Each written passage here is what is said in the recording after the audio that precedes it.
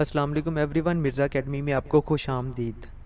आज हम यूसेट pre medical का 2023 का सैम्पल पेपर करने जा रहे हैं और ये मोस्ट प्रोबेबली 2023 का एक्सपेक्टेड पेपर है। ओके, अगर मैं आपको वो यूसेट के प्री मेडिकल सेक्शन का एक दफ़ा टोटल ओवरव्यू देता हूँ कि इसमें किस पोर्शन में से कितने एमसीक्यूज़ आते हैं, तो ये आपके सामने खुला हुआ है।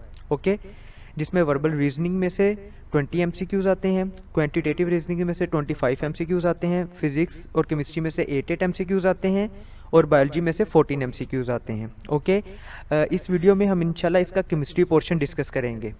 सो केमिस्ट्री पोर्शन की तरफ चलते हैं। The first MCQ is when copper sulphate या CuSO4 is electrolysed in aqueous solution using copper electrodes. अच्छा, अब आप ये देखिए एक दफ़ा, कॉपर सल्फेट जो है वो इलेक्ट्रोलाइज हो रहा है और जो इलेक्ट्रोड है वो भी कॉपर से ही बना हुआ है, यानी इलेक्ट्रोड जो है ना वो हमारे सोल्यूशन से मिलता जुलता है। Okay, then the substance which deposit at the cathode. तो कैथोड पे कौन सा सब्सटेंस डिपॉजिट होगा? अगर ये चीज़ हम एक दफ़ा बुक में देखते हैं तो फर्स्ट ईयर की केमिस्ट्री की बुक का चैप्टर नंबर 10 जो है इलेक्ट्रोकेमिस्ट्री वाला, उसमें हमारे पास एक टेबल बना हुआ है, टेबल 10.1b। इसमें वो कह रहे हैं कि जब कॉपर सल्फेट एक्वस फॉर्म में ये इलेक्ट्रोलाइट के तौर पे यूज़ होता है तो जो कॉपर कैथोड होता है हमारे पास उस पर कॉपर डिपॉजिट होती है और जो कॉपर एनोड होता है उससे कॉपर जो है डिजोल्व होती जाती है Cu-2 आयंस की फॉर्म में। ओके, अच्छा, अगर ये एमसीक्यू यूसेट दे सकता है तो मोस्ट प्रोबेबली वो ये भी दे सकता है नीचे वाला कि जब AgNO3 इसका एक्वस सोल्यूशन और HNO3 का एक्वस सोल्यूशन ये इलेक्ट्रोलाइट के तौर पे एक्ट करते हैं तो सिल्वर कैथोड पे सिल्वर डिपॉजिट होती है और सिल्वर एनोड से सिल्वर जो है वो डिजोल्व होती चली जाती है सोल्यूशन के अंदर Ag+ आयंस की फॉर्म में। ओके, सो इन्होंने हमसे जो एमसीक्यूज पूछा हुआ था वो ये पूछा हुआ था कि कॉपर सल्फेट में कैथोड पे क्या डिपॉजिट होगा। तो कैथोड हमारे पास जो है उस पर कॉपर डिपॉजिट होता है, so copper metal is the correct option. Okay, the next MCQ is which bond will break when electrophile attack on alcohol. जब एक इलेक्ट्रोफाइल एक अल्कोहल पे अटैक करता है तो कौन सा बॉन्ड ब्रेक होता है? तो इसमें अगर हम बुक में देखते हैं तो सेकेंड ईयर के चैप्टर नंबर 11 जो है अल्कोहल्स, फिनोल और ईथर्स वाला, इसमें रिएक्शन ऑफ अल्कोहल्स में ये एक लाइन लिखी हुई है कि if an electrophile attacks on alcohol it is the OH bond which break, यानी ऑक्सीजन और हाइड्रोजन का बॉन्ड जो है वो ब्रेक हो जाता है, तो इसका जो आंसर बनेगा वो बनेगा OH बॉन्ड। ओके, अब इसी चीज़ से एक और भी एमसीक्यू निकल रहा है इसी लाइन में जो ऊपर हाईलाइट किया हुआ है कि अगर एक इलेक्ट्रोफाइल अटैक करता है तो OH बॉन्ड टूटता है, लेकिन अगर एक न्यूक्लियोफाइल अटैक करता है अल्कोहल पे तो CO बॉन्ड टूटता है। ओके, तो ये दोनों एमसीक्यूज आ सकते हैं, इन दोनों को आपने हाईलाइट कर लेना है, अंडरलाइन कर लेना है, मार्क लगा लेना है। Okay, moving towards the next MCQ. The next MCQ is which of the following formation is endothermic reaction. इनमें से कौन सा ऐसा रिएक्शन है जो एंडोथर्मिक है? ओके, ये रिएक्शंस अगर हम बुक में देखें ये तीनों रिएक्शंस, तो अगर हम फर्स्ट ईयर की चैप्टर नंबर 7 थर्मोकेमिस्ट्री की तरफ आते हैं तो ये हमारे पास डिफरेंट रिएक्शंस दिखे हुए हैं। ओके, अच्छा, इसमें से जो कार्बन ऑक्सीजन के साथ रिएक्ट कर रही है, कार्बन सॉलिड फॉर्म में है, ऑक्सीजन गैसियस फॉर्म में है, तो CO2 बन गया। इसका जो रिएक्शन है इसके साथ नेगेटिव साइन लगा हुआ है, ठीक है, डेल्टा H में।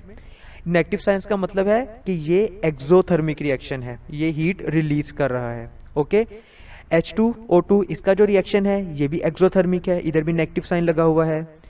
ये जो रिएक्शन है N2+3H2, ठीक है, इधर भी नेगेटिव साइन है, ये भी एक एक्सोथर्मिक रिएक्शन है, हीट रिलीज करने वाला। अब नीचे वाले जो दो रिएक्शन है ना, H2O जो लिक्विड फॉर्म में है, after reaction H2+O2 gaseous form में वो कन्वर्ट हो गया, ये एंडोथर्मिक है। क्यों? क्योंकि इसके साथ प्लस का साइन लगा हुआ है, ये हीट को एब्जॉर्ब करता है। और N2 और O2 अगर आपस में रिएक्ट करके 2NO बनाते हैं तो ये भी एक एंडोथर्मिक रिएक्शन है। ओके, तो अगर हम अपने क्वेश्चन की तरफ आते हैं तो हमने पढ़ा है कि H2O2 के साथ जब मिलता है ये वाला एक एक्सोथर्मिक रिएक्शन है, CO2 के साथ मिलेगा ये भी एक्सोथर्मिक बनेगा, लेकिन जो एंड पे हमने पढ़ा था N2O2 के साथ मिलके 2NO बनाता है। ओके, तो ये जो रिएक्शन है ना ये एक एंडोथर्मिक रिएक्शन है। Okay, the next is IUPAC name of C6H5O CH3 twice is. इसका जो अयूपिक नेम बनता है वो बनता है 2,6 dimethyl cyclohexanone, so beta is the correct one. The next is the exact reactivity order for carboxylic acid derivatives is। Carboxylic acid के derivatives में हमारे पास एसिड क्लोराइड, एनहाइड्राइड और ईस्टर, ये तीन बहुत मशहूर हैं। इनका रिएक्टिविटी ऑर्डर क्या बनता है?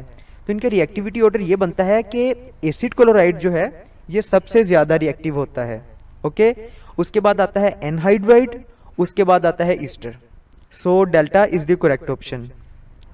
The next is which of the following reaction has greater KP than KC? इनमें से ऐसा कौन सा रिएक्शन है जिसकी केपी उसके केसी से बड़ी है? अच्छा, इसको सोल्व करने का जो फॉर्मूला है ना, वो एक दफ़ा मैं आपको बुक में दिखाता हूँ। अगर हम बुक की तरफ जाएं तो जब हम फर्स्ट ईयर के चैप्टर नंबर 8 केमिकल इक्विलिब्रियम में आते हैं तो हमारे पास ये एक लाइन लिखी हुई है कि those reactions which take place with the increase in the number of moles mostly have greater KP than KC. कि यानी जब रिएक्शन होगा, अगर रिएक्शन के नतीजे में प्रोडक्ट्स के नंबर ऑफ मोल्स रिएक्टेंट से ज़्यादा हो गए तो केपी केसी से ज़्यादा हो जाएगा, ओके। सो इन्होंने भी हमसे यही पूछा हुआ है कि किसकी केपी ज़्यादा है। इसका मतलब है कि जिसके नंबर ऑफ मोल्स ज़्यादा हो जाएंगे उसकी केपी ज़्यादा होगी, ओके। अब देखें यहाँ पे नंबर ऑफ मोल्स कितने हैं इस तरफ रिएक्टेंट्स की तरफ, 2 इसके हैं और 1 इसका है, तो 2 और 1 3 हो गए। तो इधर कितने हैं 2, तो ये ज़्यादा तो नहीं, ये तो कम हो गए हैं number of moles. Next reaction, यहाँ पे नंबर ऑफ मोल्स हैं 2, ऑक्सीजन का है 1, 2 और 1 नंबर ऑफ मोल्स कितने हो गए 3 हो गए। और प्रोडक्ट्स की तरफ जाएं तो नंबर ऑफ मोल्स हैं 2, तो ये भी नंबर ऑफ मोल्स कम हो रहे हैं, ये दोनों ऑप्शन नहीं हो सकते। तीसरा, यहाँ पे रिएक्टेंट्स जो हैं उनके नंबर ऑफ मोल्स हैं 2, और जब अगर प्रोडक्ट्स की तरफ जाएं तो ये है 2 और एक क्लोराइड का भी मिल जाएगा 3। तो यहाँ पे जो नंबर ऑफ मोल्स हैं प्रोडक्ट के वो इंक्रीज हो रहे हैं। सो यही हमारा पॉइंट होगा, Charlie is the correct option, okay. The next MCQ is in a vessel 10 gram nitrogen, 10 gram hydrogen and 10 gram oxygen are present, okay. Which one will have least number of atoms? इनमें से सबसे कम number of items किसके होंगे? अब देखें, हमें पता है कि हम किसी भी मटेरियल का, किसी भी चीज़ का, मतलब बेशक नाइट्रोजन का, बेशक ऑक्सीजन का 1 मोल लें, ठीक है, तो उनमें नंबर ऑफ एटम्स इक्वल होते हैं। यानी अगर हम 1 मोल लें ऑक्सीजन O2 का और 1 मोल लें N2 का, तो इनके नंबर ऑफ एटम्स सेम होंगे। लेकिन उन्होंने यहाँ पे नंबर ऑफ मोल्स में बात नहीं की हुई, उन्होंने बात किस में की हुई है? ग्राम्स में। यानी हमें ग्राम्स को कन्वर्ट करना पड़ेगा नंबर ऑफ मोल्स में। अब ग्राम को अगर हम नंबर ऑफ मोल्स में कन्वर्ट करेंगे तो जिसके मोल्स सबसे ज़्यादा बनेंगे उसके नंबर ऑफ एटम सबसे ज़्यादा बन जाएंगे, ओके। अब जब हम मोल में कन्वर्ट करने लगेंगे तो एक पॉइंट यहाँ पे हमने देख लेना है कि देखें, अगर हमारे पास मैस जो है वो, जिसका मोलर मैस जो है वो थोड़ा होगा, उसके नंबर ऑफ मोल ज़्यादा बनेंगे। फॉर एग्जांपल हाइड्रोजन है, हाइड्रोजन का मोलेकुलर मास कितना होता है, एटॉमिक मैस, वो होता है 1, तो ये 10 ग्राम है, तो मोस्ट प्रोबेबली ये 10 मोल्स बनेंगे। अब हाइड्रोजन के अगर 10 मोल्स बन गए हैं तो ये तो बहुत ज़्यादा इसके नंबर ऑफ एटम्स हो जाएंगे, ओके। तो इसका मतलब है कि जिसका मैस सबसे ज़्यादा होगा, एटॉमिक मैस, उसके नंबर ऑफ जो एटम्स हैं वो सबसे कम हो जाएंगे। तो अब देखिए, हाइड्रोजन, नाइट्रोजन और ऑक्सीजन, इनमें से एटॉमिक मैस किसका सबसे ज़्यादा है? ऑक्सीजन का, ठीक है। तो अगर ऑक्सीजन का एटॉमिक मैस सबसे ज़्यादा है तो इसके नंबर ऑफ मोल सबसे कम बनेंगे, नंबर ऑफ एटम सॉरी, ठीक है। So oxygen is the correct option. The next is 10 moles of hydrogen are allowed to react with 6 moles of oxygen. How much water will be obtained from the reaction on complete consumption of one gas? Hydrogen के 10 moles हैं, oxygen के 6 moles हैं, आपस में react करना है। अब hydrogen और ऑक्सीजन का रिएक्शन हो और उसके नतीजे में वाटर बने, ये रिएक्शन बुक में कहाँ पे लिखा हुआ है? तो अगर हम बुक की तरफ आएँ तो फर्स्ट ईयर का फर्स्ट चैप्टर बेसिक कॉन्सेप्ट्स का जो चैप्टर है उसी में ये रिएक्शन लिखा हुआ है कि 2H2 plus O2 after reaction 2H2O, okay. यानी हाइड्रोजन के जो 2 मोल्स हैं वो ऑक्सीजन के 1 मोल के साथ रिएक्ट करते हैं और 2 मोल्स ऑफ वाटर प्रोड्यूस करते हैं। अब हमारे पास हाइड्रोजन के कितने मोल्स उन्होंने बताए हुए थे? 10 मोल्स, और ऑक्सीजन के 6 मोल्स।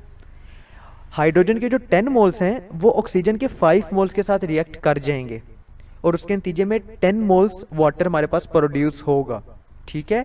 जो 1 मोल है ऑक्सीजन का वो पीछे पड़ा रहेगा, उसका कोई काम नहीं होगा। सो हमारे पास जो वाटर प्रोड्यूस होगा वो होगा 10 moles. So alpha is the correct option. Let's end here. If you have any question, any query, you can ask in the comment section. Thank you.